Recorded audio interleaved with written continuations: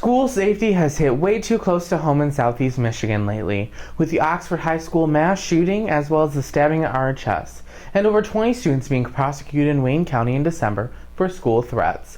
With this current climate, school stakeholders have to wonder, how safe is our school? Alice is something that's developed over the years, and when I first heard about it, it was, I want to say 10 years ago, and just used in a few schools. But then as more of these school shootings have happened, I don't think there's many districts that don't use it.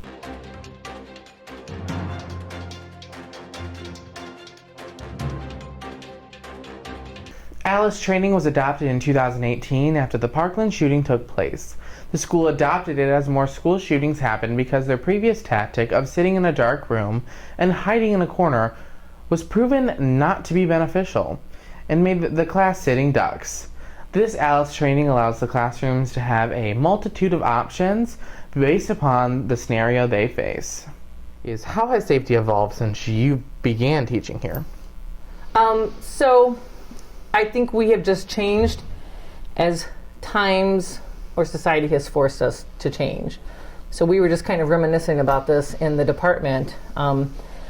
Years ago, we had bomb threat, and those were called in from pay phones or house phones, landlines, and we could always trace those back and find them eventually, but we had protocol for that, and now we have protocols for so many more things. I think that the times that you guys are growing up in and that my own children are growing up in, I feel awful that you have to grow up in this society where we have drills for an active shooter. Yeah.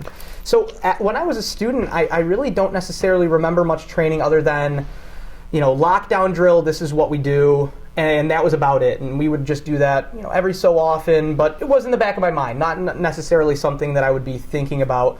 And now, we have modules that we do, it's training that we do as an entire staff and as an entire district as well.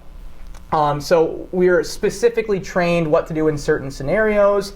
And I would say that we are given, especially since, once again, the 6 years since I've been here, there are a lot more steps, and I think that staff and students both, present day, have more knowledge on what to do in case of an emergency.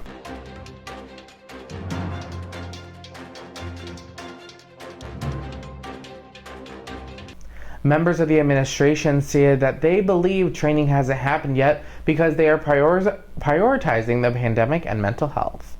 They do say that they have an upcoming training upon the new year. Oh, I'm glad you asked that, because I've been talking to a lot of parents about that same thing. And coming off the pandemic, we had to prioritize what we did with our teachers and the messages we gave to our students. And it's not to say that anything isn't important, but we couldn't do it all at one time. So we prioritized the social emotional learning first. And so when teachers came back in August and September and November, they received trainings in how to help students recognize how they were feeling, if they're ready to learn, and what to do if there was a student who was struggling. And so we prioritized that, coming off the fact that students really hadn't been in school for a year and a half. And that's not to say that Alice isn't important. We had planned in January to begin that, and we're going to look at those timelines next week. But starting in January, February, we're going to bring parents and students and teachers on board. I think that, like I said, I think we should definitely learn more about it, especially since the freshmen now, we didn't really learn that much about it, and I'm sure the sophomores, juniors, and seniors got a little bit more training because not only have they been here longer than the freshmen have, but maybe they got more training or they're more familiar to Alice, and I don't think that the freshmen or even some of the other upperclassmen know that much about it, and I think that we should definitely be trained maybe too much, if you'd say, because we should, even though you can't really plan how a situation like that is going to happen because you never know how it's exactly going to go down, it's better to be overly prepared.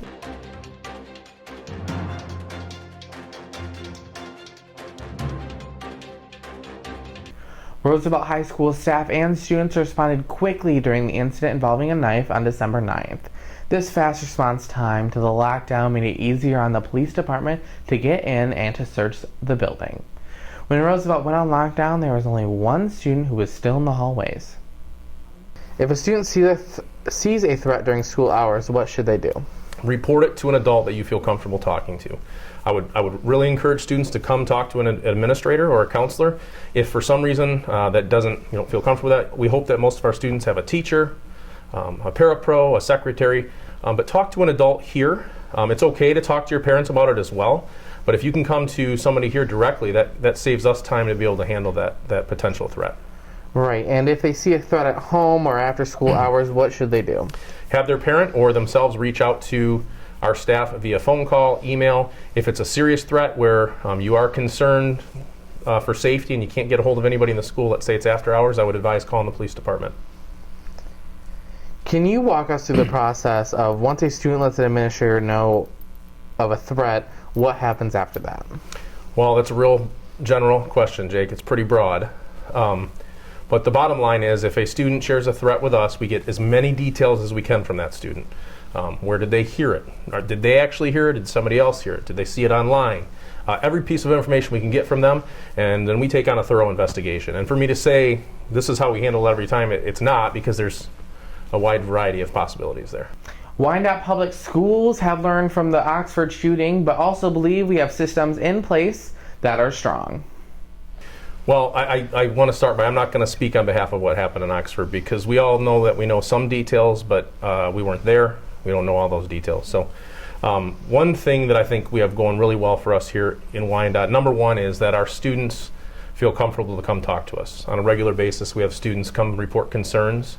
If they're worried about a friend, they're worried about somebody they know, that's our number one way of keeping our school safe. And I think our culture here in our community and our wonderful students, that's number one. Number two is our relationship with Wyandotte Police Department. I never hesitate to call them because they never think anything's too small. We take everything seriously. We work with the police department.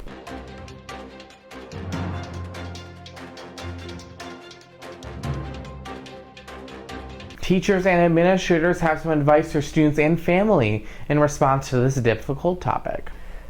This is where I really believe open lines of communication with their children, with the school, with teachers is huge. It's like another layer of people's eyes and ears, making sure that somebody isn't hurting, somebody isn't angry, somebody isn't so frustrated or irrational they're going to do something that they can't take back.